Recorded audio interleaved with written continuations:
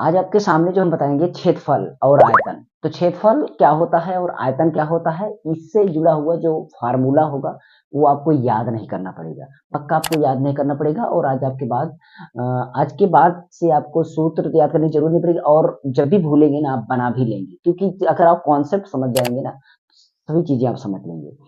तो यहाँ पर हम बताने वाले हैं क्षेत्रफल और आयतन का पार्ट वन, और बताएंगे वर्ग, आयत और घन और घनाभ। ठीक है, तो क्षेत्रफल क्या चीज होता है पहले हम इसको समझेंगे, और आयतन क्या चीज होता है इसको हम समझेंगे। क्षेत्रफल हमारा टू डायमेंशन का होता है। ठीक है, क्षेत्रफल जो होता है हमारा टू डायमेंशन का होता है, मतलब कोई भी चीज अगर क्षेत्रफल जो है एक आपका एरिया में, जैसे इसको हम लंबाई बोल दे, इसको क्या बोल दे, लंबाई। ठीक, इसको हम क्या बोल दे, लंबाई। ठीक है, और यही चीज आपका इधर कुछ है और इधर भी कुछ है, कोई चीज है चौड़ाई, ये क्या हो गई इसकी चौड़ाई। ठीक है, अगर इस तरीके की जो भी चीज है, दो बीम जिसकी हो, दो साइड जिसकी दो साइड हो, टू डायमेंशन वाली चीजें क्षेत्रफल होती है। बात को समझ लिए, मतलब उसमें कोई मोटाई ना हो कोई ऊंचाई ना हो, तो समझ लो क्या होता है, वो क्षेत्रफल होता है। अब बात को आप समझ गए होंगे ना। जैसे मेरा बोर्ड है, ये मेरा बोर्ड क्या है, अगर मैं इसको ऊपर ऊपर पूरे इस बोर्ड पर जहां पर लिख रहा हूं तो क्या होगा, ये हमारा क्षेत्रफल होगा, क्योंकि ये इतना लंबा है और इतना चौड़ा है। ठीक, अब मोटा किसकी भी बात नहीं, क्या मैं जहां लिख रहा हूं वहां मोटे की बात हो रही है, नहीं हो रही। ऊंचाई की बात हो रही है, कितना ऊंचा लिख रहा हूं, नहीं हो रही। तो बात को समझ लें, जब हम कोई चीज लंबाई में देखें और चौड़ाई में देखें, कोई भी चीज कि इतना ये है इतना ये है, चारों तरफ से अगर हम कोई लंबाई चौड़ाई में देख रहे हैं ना, वो एरिया उतनी दूर को वही, तब वही वो उतनी की जगह जो होती है वही क्षेत्रफल हो जाता है, वही क्या हो जाता है, क्षेत्रफल हो जाता है। तो यहाँ पर हमारा क्षेत्रफल को समझ लिए। आयतन, आखिर आयतन फिर क्या होता है, आयतन क्या होता है, लंबाई चौड़ाई तो आपने देखा ही, लंबाई चौड़ाई के साथ साथ मोटाई या ऊंचाई भी निकल जाए, मोटाई या ऊंचाई भी निकल जाए, तो हमारा हो जाता है क्या, आयतन। मतलब आप समझ गए, ये चीज हमने लंबा देखा, इधर आपने चौड़ा देखा। अब यही बोर्ड अगर इतना मोटा होता, अब इसकी जो मोटाई इधर इतना मोटा भी हो जाए, इतना मोटा भी हो जाए, तो ये इसकी मोटाई जो है ये आयतन हो जाएगा। आयतन को आप कुछ इस तरीके समझ लीजिए। तो क्षेत्रफल और आयतन अब आप समझ गए होंगे कि कहाँ कहाँ पर होता है। आप खेत जाते हैं, खेत, फील्ड, पार्क कुछ भी देखते हैं, तो क्या बताइए, वो कुछ लंबा रहता है कुछ चौड़ा रहता है, मतलब कुछ एरिया में चाहे वृत्ताकार हो चाहे किसी आकार, अभी आकार तो अलग चीज होता है, आकार तो मैं अलग से बताऊंगा, लेकिन आप जिस डिजाइन का हो उस डिजाइन में बताइए कि आप उसमें मोटाई देखते हैं, फील्ड की मोटाई देखते हैं आप, फील्ड की मोटाई तो नहीं देखते हैं, इसका मतलब उसका क्या होता है, क्षेत्रफल होता है। क्या निकलता है, क्षेत्रफल। तो क्षेत्रफल आप समझ लो। लेकिन अगर वही चीज अगर मोटाई में भी निकल जाए, जैसे आप तालाब देख रहे हैं, इतना लंबा है इतना चौड़ा भी है और पानी उसमें जो है इतना ऊंचा भी भरा हुआ है, इतना ऊंचा भी भरा, तो क्या हो जाता है, आयतन। बात को समझ लिए ना, जब ऊंचाई और मोटाई उसकी हो जाए तो आयतन, नहीं तो आपका क्षेत्रफल। मतलब आप खेत जो आपका बना हुआ जो जोतने आपकी खेत जो बोते हैं जोतते हैं, वो क्या होता है, वो क्षेत्रफल में होता है, क्योंकि वो लंबा रहता है चौड़ा रहता है, मतलब कुछ कुछ ना कुछ दूरी उसकी रहती है तो उतने में रहता है, उसकी मोटाई तो कोई रहती नहीं है, खेत की हमारी मोटाई है, मोटाई थोड़ी मतलब रहता है। तो ठीक है, बात को समझ लिए। अब उसी खेत में अगर हम पानी भर देते हैं, जब इसी खेत में अगर हम पानी भर देते हैं, तो पानी जो है आप लंबाई में भी भर दिए चौड़ाई में भर दिए, परंतु कुछ ऊंचाई में भी भर दिए, तो क्या हो जाएगा, वो आयतन हो जाएगा। क्षेत्रफल और आयतन को आपने पहले तो समझ ही लिया।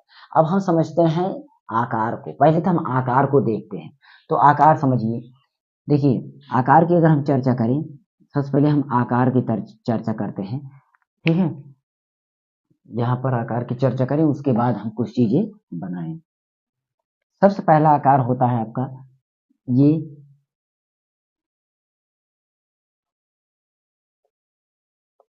ये क्या हो गया, ये वृत्त हो गया, क्या हो गया, ये वृत्ताकार हो गया। कौन सा आकार हो गया, वृत्ताकार, जिसको हम वृत्त बोलते हैं। ठीक है, इसका नाम क्या है, ये हमारा नाम है वृत्त। एक होता है इस तरीके से,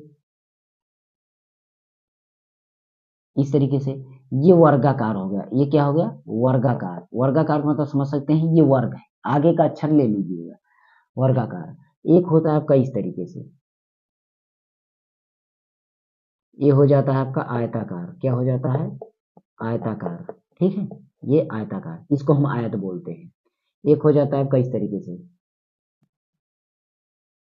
एक हो जाता है त्रिभुजाकार, क्या हो जाता है, त्रिभुजाकार।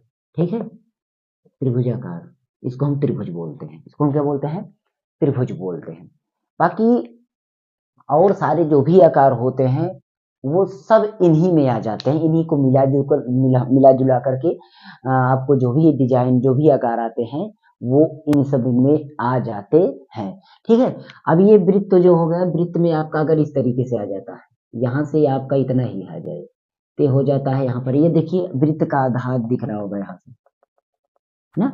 तो अर्धवृत्ताकार क्या है? ये क्या है? अर्धवृत्ताकार है। अर्धवृत्ताकार इसका नाम है अर्धवृत्त। ठीक है, हमने सारे प्रकार के पहले आकार को दिखाया, सारे प्रकार के आकार। ये आकार यदि इसी पर हम कोई चीज दिखा रहे हैं तो 2 डायमेंशन पर दिखाएंगे, मतलब हमारा ये 2D होगा, और जब 2D होगा तो वो हमारा क्षेत्रफल निकलेगा।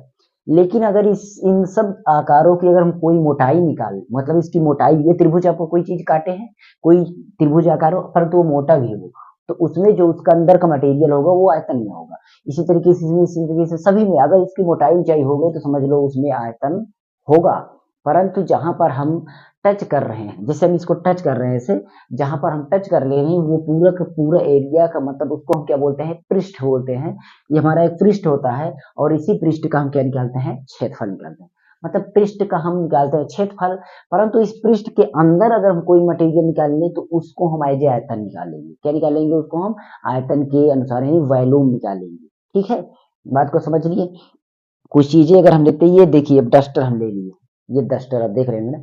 अब आप देखिए इस तरीके से आपको सामने जो दिख रहा होगा, ये सामने दिख रहे होंगे, ये कुछ आपको यहाँ पर चौड़ा दिख रहा है, इधर आपको कुछ लंबा है, ये कुछ लंबा और इधर कुछ चौड़ा। जितना इधर चौड़ा उतना इधर भी चौड़ा, मतलब ये कुछ चौड़ा है तो कुछ लंबा है, तो ये दोनों तो सेम ही है, ये भी दोनों सेम है। तो जितना लंबा है उतना चौड़ा कुछ है, तो दोनों लंबा चौड़ा है। परंतु क्या आपको मोटाई दिख रही है? भी मोटाई नहीं दिख रही। अगर आप इस पृष्ठ को टच किए, इसको टच किए, तो ये पृष्ठ बोला जाएगा, और इधर का जो भी चीजें हम निकालेंगे, मतलब आप इधर पेंटिंग कर रहे हैं तो अगर इस पेंट को निकालेंगे तो हम क्या निकालेंगे? इसका क्षेत्रफल निकालेंगे। क्या निकालेंगे? क्षेत्रफल। अगर आपको बोला जाए कि कितनी पेंटिंग यहाँ पर लगी हुई है, कितनी दूरी में, तो आप इसका क्षेत्रफल निकाल लेंगे, इसका लंबाई और चौड़ाई का, तो जितना भी निकल जाएगा इधर हो जाएगा आपका पृष्ठ। ठीक है, अगर अब ये डस्टर आप देखेंगे तो कुछ इस तरीके से आप देखें तो यहाँ पर मोटा भी है, ये भी मोटा भी है, मतलब ये ऊंचा भी है, कुछ ऊंचा या मोटा आप चाहे जो भी रहे। तो इसके अंदर का जो मटेरियल, मतलब ये डस्टर जो मिल करके बना, इसके अंदर का जो मटेरियल निकलेगा, इसके अंदर मतलब कितना चीज भरा हुआ है, वो हमारा आयतन हो जाएगा। वो हमारा क्या हो जाएगा? आयतन हो जाएगा। तो इस तरीके से चीजों को हम समझेंगे थोड़ा बहुत। अगर आपको समझ ये आकार को हम समझ लिए तो हम इसमें चलते हैं कि इसके इन दोनों में हमारा इसका निकलेगा क्षेत्रफल, इसका क्या निकलेगा? इसका निकलेगा क्षेत्रफल, और इसका निकलेगा हमारा क्षेत्रफल और आयतन दोनों, इसका निकलेगा आयतन और क्षेत्रफल दोनों निकालेंगे। ठीक है, इस तरीके से हम चीजों को समझ लेंगे। बात समझ में आई? क्योंकि उसमें हमारा ओ मोटाई भी होगा, बी में उसमें 3D होंगे वो, तो ये चीजें आपको समझ में अगर आई गई हो तो अच्छी बात है।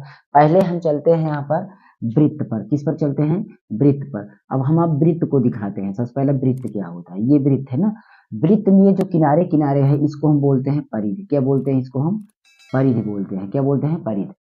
दिमाग में एक एक चीज रखिएगा, ये बीच में जो होता है इसको हम बोलते हैं केंद्र। इसको हम क्या बोलते हैं? केंद्र। ठीक है, केंद्र बोलते हैं। यदि हम केंद्र से इसको हम एक केंद्र से यहाँ तक परिध तक पहुंचे, चाहे जिस साइड जाए, चाहे आप इस साइड जाए, चाहे इस साइड जाए, चाहे इस साइड जाए, चाहे इस साइड जाए, चाहे इस साइड, किसी भी साइड जाओ, केंद्र से अगर परिध तक आप पहुंच रहे हो तो इसको बोलते हैं त्रिज्या। इसको क्या बोलते हैं? त्रिज्या। इसको क्या बोलते हैं? त्रिज्या। बात समझ में आई? और यही त्रिज्या केंद्र से परिध तक गई थी, यही त्रिज्या केंद्र से इधर भी हो जाएगी, एक त्रिज्या और होगी, मतलब यहाँ से लेकर के परिध तक, केंद्र से परिध तक त्रिज्या हुई। तो इसी के सोच से एक त्रिज्या और इधर अगर हम ले लें तो पूरा ये मतलब डबल त्रिज्या को मिला दें तो एक व्यास बोला जाता है। इसको क्या बोला जाता है?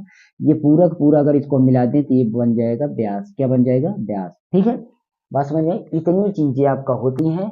और कभी कभी इसके कहीं मतलब आपका इस वृत्त में कहीं भी आप लाइन खींच दें, कहीं भी आप लाइन खींच दें, कहीं भी आप कितनी भी लाइन खींचे, एक वृत्त में एक परिध से दूसरी मतलब एक परिध से दूसरी परिध तक, चाहे जहां देखिए आपको ये बात अगर दिक्कत समझ, ये है आप यहाँ से यहाँ तक खींचे, यहाँ से यहाँ से यहाँ से यहाँ से यहाँ से कहीं से खींचो, परिध से परिध तक होनी चाहिए किसी भी तरीके, चाहे बगल बगल ही खींचो, चाहे जहाँ खींचो, चाहे जहाँ खींचो, चाहे जहाँ खींचो, परिध से परिध तक होनी चाहिए।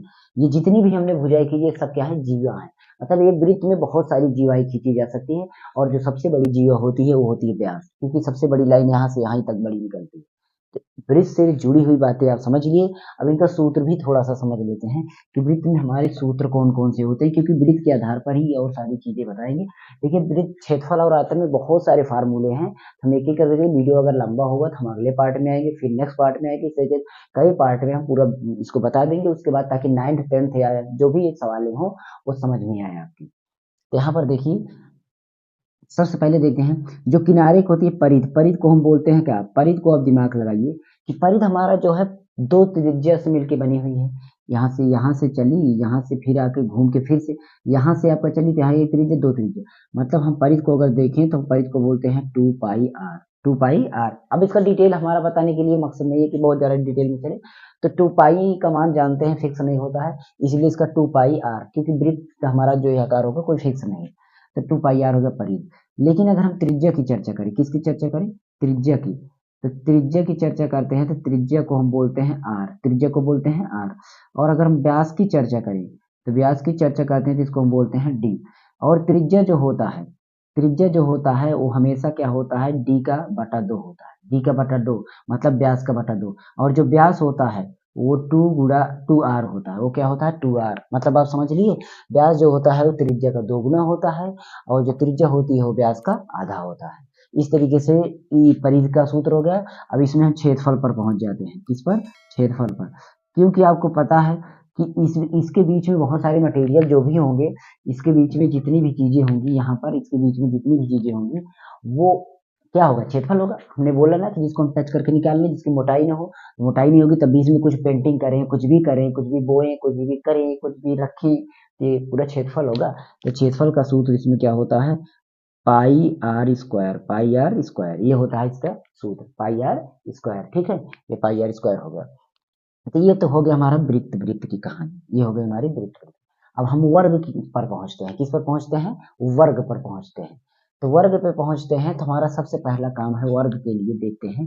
तो वर्ग देखो तो हमारा इसमें चार भुजाएं हैं, क्या है, चार भुजाएं, मतलब अगर हम इसको बनाते हैं यहाँ से तो हमारा चार भुजा इसमें बनता है। यहाँ से आप देखिए चार भुजा कैसे आपका बनता है। अगर यहाँ चले हमारा ये ए हो गया, ये बी हो गया, ये सी हो गया, और ये डी हो गया।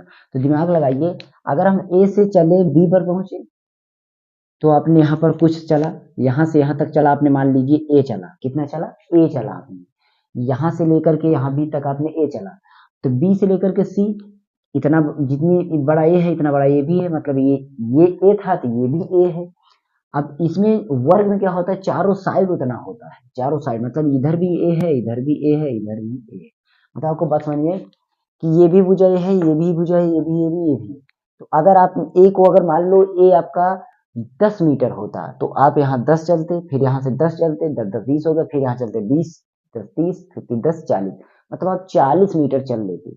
अब यहाँ पर जो चल रहे हैं, आप यहाँ खड़े थे, यहाँ पर आप खड़े थे, ठीक है, आप यहाँ पर यहाँ से चले, आप यहाँ पहुंचे 10 चले, फिर यहाँ चले 10 चले, फिर यहाँ चले, यहाँ चले, फिर यहाँ चले, मतलब 4 बार चले तो 40 चल दिए। लेकिन अगर यही नहीं पता होता, अब ये जो चल रहे हैं किनारे किनारे, एक किनारे किनारे को क्या रहे, परि चल रहे हैं, परि मतलब आवरण होता है, किनारे किनारे जो होता है, तो इसको हम परिमाप, माप मतलब मापा जाए, तो इसको हम परिमाप बोलते हैं। वर्ग का परिमाप क्या बोलेंगे, वर्ग का परिमाप, हम केवल परिमाप लिख देते हैं, वर्ग परिमाप लिखेंगे, परिमाप हम क्या लिखते हैं, परिमाप। परिमाप का मतलब क्या होता है, मैंने बोला कि परि मतलब आवरण, बाहर बाहर का, माप मतलब मापिए, तो आप बाहर बाहर मापिए, यहाँ से चले, यहाँ पर आप ए गए, कितना गया, ए गया आपने, फिर यहाँ से यहाँ कर प्लस ए, फिर से गए आप, फिर यहाँ कर ले प्लस ए, आपने फिर से गया, फिर उसके बाद आपने ए फिर से गया, तो कुल मिलाकर कितना ए हुआ, एक ए, दो ए, तीन ए, चार ए, कितना ए चले, चार ए चले। तो परिमाप हमारा कितना हो जा रहा है, चार ए, कितना हो जा रहा है आपका परिमाप, चार ए, ठीक है, परिमाप हमारा कितना हो जा रहा है, 4a। कॉन्सेप्ट समझ में आया, कॉन्सेप्ट समझ में आया, ठीक है। तो परिमाप हमारा ये हो गया, जिसको हम बोलते हैं पी, जिसको हम बोलते हैं पी के नाम से, ठीक है, पेरीमीटर। तो हमारा परिमाप 4a, कैसे 4a निकला, एक ए, फिर आपने एक ऐड करा, एक एक दो ए, फिर एक ए ऐड किया, तीन ए, फिर एक ए ऐड किया, मतलब एक ए आपने फिर कहा, चार ए। यदि आप ये मीटर होता 10 मीटर चलते तो 10 मीटर, 10 मीटर, 20 10 30 मीटर 40 मीटर, और इधर भी निकलेगा। ए को हमने माना 10 मीटर, तो 4 ए को माना था 10 मीटर, तो 10 चौको 40 मीटर। देख लीजिए निकल गया। सूत्र पे मतलब मेरा निकल भी जाएगा, ऐसा नहीं है कि सूत्र पे निकले। ये तो रही बात समझाने की, ठीक है। अब हम देखते हैं इसके बाद हमारा परिमाप के बाद कौन सा इसमें सूत्र आता बनता है। तो हमारा सूत्र इसमें बनता है आपके लिए परिमाप हो गया। रही बात तो क्षेत्रफल की, देख लेते हैं क्या देख लेते हैं, क्षेत्रफल। अब इसको हम क्षेत्रफल इसमें देख लेते हैं, क्षेत्रफल। तो आप क्षेत्रफल दिमाग लगाइए कि क्षेत्रफल आपका मतलब ये हुआ कि इसके अंदर का पूरा पूरा मटेरियल, इसके अंदर का पूरा मटेरियल, मतलब आप यहाँ से इसमें इसमें जितनी भी चीजें भरी हुई हैं, आप बताइए यहाँ से ये किस में भरी है, ये लंबाई में भरी हुई है।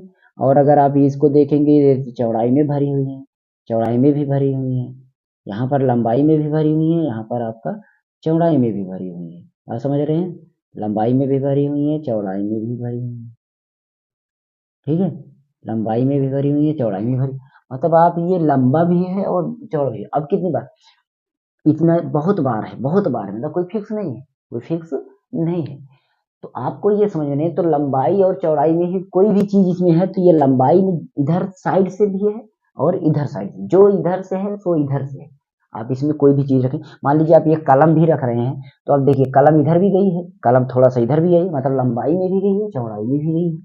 तो लंबाई और चौड़ाई होगी। तो लंबाई इसमें अगर आप देखेंगे तो लंबाई कितना है आपकी, दिमाग लगाइए। लंबाई आपका ए है, लंबाई आपका ए है। लंबाई क्षेत्रफल जो होता है लंबाई गुणा चौड़ाई होता है, लंबाई गुणा चौड़ाई। तो लंबाई आपका ए है और चौड़ाई भी आपका ए है। तो आप क्षेत्रफल जो ए का क्या हो जाएगा, ए स्क्वायर हो जाएगा। क्या हो जाएगा, ए स्क्वायर। ए स्क्वायर होगा, क्या हो गया, ए स्क्वायर मतलब 2 बार ए स्क्वायर हो गया। ये हो गया क्षेत्रफल सूत्र, वर्ग का क्षेत्रफल सूत्र ये हो गया, ठीक है। तो वर्ग के क्षेत्रफल का सूत्र आपका ये हो जा रहा है। तो देखिए यहाँ पर आपका वर्ग का क्षेत्रफल सूत्र हो गया। अब बच क्या रहा है, हमेशा आपको परिमाप और क्षेत्रफल इसमें से पता होना चाहिए। एक कभी विकर्ण भी पूछ लिया जाता है, क्या पूछ लिया जाता है, विकर्ण भी। तो आपको विकर्ण की जरूरत इसमें आपको नहीं पड़ने वाली, फिर भी विकर्ण निकालना हो तो आप वहां से निकाल सकते, पाइथागोरियन प्रमेय से भी निकाल सकते हैं। तो अब विकर्ण को भी हमारी माने तो विकर्ण की कोई जरूरत नहीं, क्योंकि क्षेत्रफल वाला में आपका विकर्ण का कोई काम नहीं है, ठीक है। यहाँ पर इसमें जो परिधि लिखे हैं, परिधि का मतलब परिमाप यही है आपका, इसमें भी परिमाप है, क्योंकि आप परिधि यहाँ से जाएंगे तो ऐसे ऐसे घूम करके तो आप 2 पाई आर जाएंगे, एक त्रिज्या 2 बार त्रिज्या। इसी तरीके से इसमें हमने वर्गाकार में गए। वर्ग के बाद हम पहुंचते हैं किसमें, आपका आयत में। किसमें पहुंचते हैं, आयत में। अगर हम आयत को बनाते हैं तो आयत दिमाग में बैठाइए एक बार कि आयत आपका कुछ डिसमिस दिख रहा है, थोड़ा सा अंतर है आपका। आयत यहाँ पर ए थे, ए के बाद आपने बी पर पहुंचा, फिर सी पर, फिर डी पर, ठीक है। तो आप ये दिमाग लगाइए, आयत का भी अगर परिमाप निकाले तो यहाँ से आप चलेंगे तो यहाँ पहुंचेंगे। आपने ए पर चला, जिस तरीके से ये दिख रहा है सेम उसी तरीके से ये भी दिख रहा है, जिस तरीके से ये होती है इस तरीके से आमने सामने की भुजा आयत में बराबर होती है, और जिस तरीके से ये दिख रहा है उसी तरीके से ये भी दिख रहा है, बात सेम है ना। तो अब दिमाग लीजिए, आप यहाँ से चलेंगे तो ए पर पहुंचेंगे, मतलब आपका अगर हम परिमाप निकालना हो, हमें परिमाप निकालना है तो दिमाग लगाइए कि आप पहले गए ए पर, किस पे पहुंचे, ए पर। ए के बाद फिर यहाँ पहुंचे, यहाँ से चले जाएंगे यहाँ पर तो प्लस आपने बी गया, फिर यहाँ से यहाँ चलेंगे फिर आपने ए गया, फिर यहाँ से यहाँ तक आपने बी गया, इतना चक्कर आपने काटा। तो दिमाग लगाइए इसमें ए यहाँ पर भी यहाँ पर है तो आपने 2 ए चला, प्लस यहाँ पर बी, यहाँ पर आपने 2 बी पहुंचा। तो यहाँ पर 2 अगर हम कॉमन ले ले तो यहाँ पर ए प्लस बी बचेगा। मतलब आपका ये बन जाता है सूत्र परिमाप का, इसका किसका, आयत का परिमाप हो जाता है। ए को अगर हम लंबाई माने तो बी को हम चौड़ाई मानेंगे, मतलब 2 लंबाई प्लस चौड़ाई, 2 लंबाई प्लस चौड़ाई, यानी 2 बार लंबाई और चौड़ाई आएगी, 2 बार लंबाई और चौड़ाई आएगी परिमाप में। परिमाप में आपका आयत का परिमाप मतलब होगा कि लंबाई और चौड़ाई को दोनों को जोड़ करके आप दोगुना कर दीजिए, क्योंकि 2 बार लंबाई और चौड़ाई आई है, यही आपका फार्मूला हो जाता है। शायद आप कॉन्सेप्ट चीजें समझ रहे होंगे कि आखिर ये बात कैसे होता है। ये तो परिमाप हो गया, किनारे किनारे आप टहल लेंगे तो परिमाप हो जा रहा है। परिमाप के बाद हम पहुंचते हैं क्षेत्रफल पर, किस पर पहुंचते हैं, तो क्षेत्रफल को अभी इसके पिछले वाले में मैंने समझाया था कि क्षेत्रफल का मतलब होता है लंबाई गुणा चौड़ाई। अगर हम लंबाई चलते हैं इधर से आप देखेंगे तो बी पे चल रहे हैं और इधर से चल रहे हैं तो ए पर, मतलब ए पे जाएंगे और बी पे जाएंगे, लंबाई और चौड़ाई को गुणा करेंगे तो ए और बी ही है, मतलब हमारा ए बी में है। फिर आयत का क्षेत्रफल बराबर होता है लंबाई गुणा चौड़ाई ही। इसमें लंबाई चौड़ाई एक ही, दोनों एक ही चीजें होती है, इसलिए ए दोनों को माना तो ए स्क्वायर हो गया, मतलब बट इसमें नहीं हुआ, ये सारी चीजें इसमें नहीं हुई। ये हो गया आपका, ठीक है। अब हमारा ये आयत भी हो गया है, क्षेत्रफल तक की काम करना है, बाकी और कुछ भी जरूरत नहीं है। अब इसके बाद हमारा आ जाता है त्रिभुज। क्या आ जाता है? त्रिभुज, ठीक है। त्रिभुज अर्धवृत्ताकार का कोई काम नहीं है, उसका कोई काम नहीं है। जैसे वृत्त आपने समझा, वही सेम उस पर उसको आधा कर देंगे, वही हमें केवल त्रिभुज को देखना है। तो त्रिभुज पर हम पहुंचते हैं।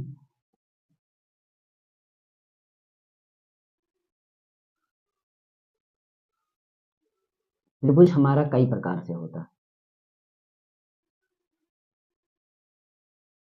एक त्रिभुज ये हो गया, और एक त्रिभुज आपका ये समबाहु त्रिभुज, और एक त्रिभुज आपका ये हो जाता है, ये, ठीक है। ये आपका समबाहु त्रिभुज हो गया, समबाहु। ये हो गया समद्विबाहु, ठीक है। और इसके बाद आपका एक आ जाता है ये, ठीक। यहाँ पर 90 एंगल का कोण होता है, इसको हम बोलते हैं समकोण। इसको हम क्या बोलते हैं? समकोण, ठीक है।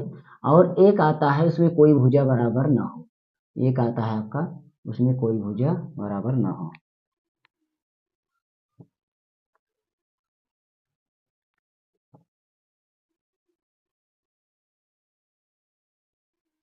एक होता है आपकी कोई भी भुजा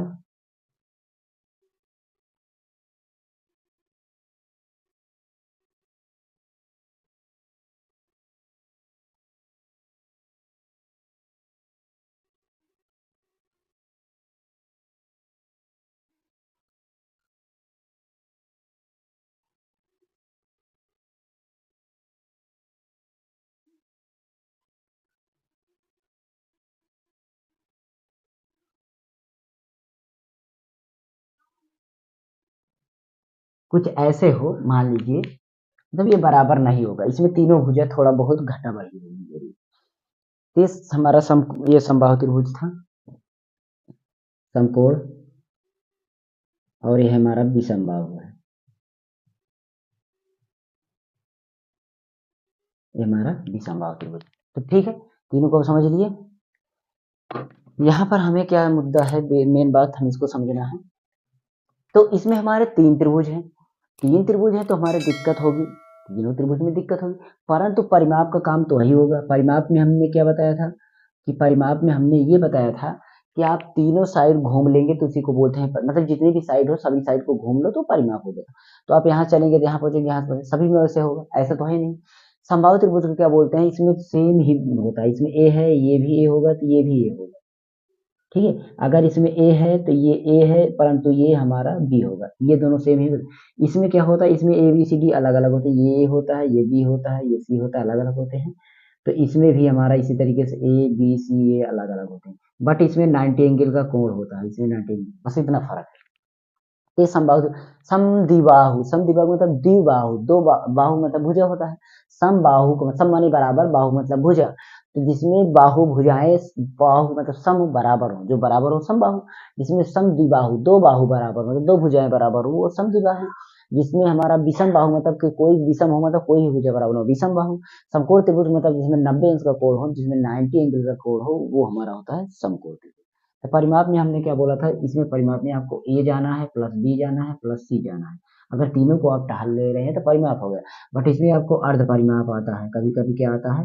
अर्ध परिमाप। अर्ध परिमाप का मतलब परिमाप का आधा, मतलब आपका ए प्लस बी और प्लस सी का क्या कर देंगे? आधा। इसी के लिए बनता है अर्ध परिमाप का सूत्र, आपका ये बनता है, अर्ध परिमाप का सूत्र ही बनता है। अर्ध परिमाप को आप एस नाम देते हैं, और पी परिमाप को अपने हमने बोला ही था। इसके बाद इसमें क्षेत्रफल का सूत्र आता है कभी कभी, तो क्षेत्रफल का सूत्र आपका क्षेत्रफल का सूत्र यहाँ पर बताता हूँ। समकोण का अलग होता है, समकोण त्रिभुज, समकोण त्रिभुज का क्षेत्रफल का सूत्र हो जाता है आपका 1/2 गुणा आधार और गुणा ऊंचाई, गुणा ऊंचाई। ये नीचे वाली भुजा और ये वाली भुजा, ये हो जाता है। उसके बाद विषम बाहु, क्या? विषम बाहु। उसके बाद आपका विषम बाहु वाला ही पूछा जाता है। विषम बाहु का सूत्र आपका जो हो जाएगा वो हो जाता है यस, ठीक है, फिर एस माइनस ए जिसको बोलते हैं हीरोन का सूत्र, फिर एस माइनस बी, फिर एस माइनस सी। ये हो जाता है आपका, मतलब अर्ध परिमाप में से आप पहली भुजा घटाओ, अर्ध परिमाप से आप दूसरी भुजा घटाओ, अर्ध परिमाप से तीसरी भुजा घटाओ, सभी का गुणा कर दो, उसका वर्गमूल निकाल लो, ये हो जाता है आपका विषम बाहु त्रिभुज का क्षेत्रफल का सूत्र। तो इस तरीके से ये इतने थे, अर्धवृत्ताकार को छोड़ते हैं, उससे कोई मतलब नहीं है। इसके बाद जो हमारा आएगा वर्ग आयत हो गया। आज अगर वर्ग आयत, अब अगर आप आज आकार समझ लिए, आपने आकार को समझ लिया ना, तो आगे आपको कंफ्यूजन नहीं होगी घन और घनाभ का सूत्र बनाने में। घन और घनाभ को मैं इस तरीके से बनाऊँ जो आपके दिमाग में बैठता नहीं है कि कैसे सूत्र बनता है, बैठ जाएगा एक बार में, आपको निकलेगा नहीं सूत्र आराम से। अब इसको भी बना लेंगे आप, एक बार दिमाग बैठा लेंगे तो आप बना लेंगे। समकोण त्रिभुज में आप देखेंगे तो ये हमारा आई बटा दो, एक बटा दो के हिसाब से आपका ऊंचाई होता है, आधार गुणा ऊंचाई दोनों 30 सूत्र होते हैं एक बार में। और यस से आप, यस का मतलब अर्थ परिमाप जो आपने निकाला उसी को आप एक बार भुजा में घटाओ, फिर दूसरी भुजा को घटाओ, फिर तीसरी भुजा को घटाओ, और अर्थ परिमाप में सभी को गुणा करके वर्गमूल निकाल लो, तो हो जाता है आपका क्षेत्रफल का सूत्र, त्रिभुज का क्षेत्रफल, हीरोन का सूत्र इसी को बोलते हैं। ठीक है, तो ये हमारा था इतना आपके लिए। अगर अच्छा लगा वीडियो को लाइक शेयर कमेंट करना है, हो सके चैनल को सब्सक्राइब कर देना है, बेल आइकन भी प्रेस कर देना है। अभी हम करंटली, अब हम धीरे धीरे करके बेसिक चीजें स्टार्ट किए हैं, ताकि आप 9th में हो, 10th में, 11th 12th किसी भी क्लास में हो अच्छी तैयारी करें, और किसी भी कंपटीशन लेवल की हो तो अच्छी बात है, उसके लिए भी हम थोड़ा बहुत अच्छा अच्छा मटेरियल देंगे। बट यहाँ पर पूरी तैयारी तो नहीं करवा सकते हैं, क्योंकि यहाँ पर छोटी चीजें चल रही हैं। ओके, मेरे सेकंड चैनल को भी subscribe, master mobile take channel का नीचे डिस्क्रिप्शन में, और टेलीग्राम चैनल के लिंक है यहाँ पर, आप सभी चीजें फॉलो कर लीजिए। मिलते हैं नेक्स्ट वीडियो में, तब तक के लिए जय हिंद, गुड बाय।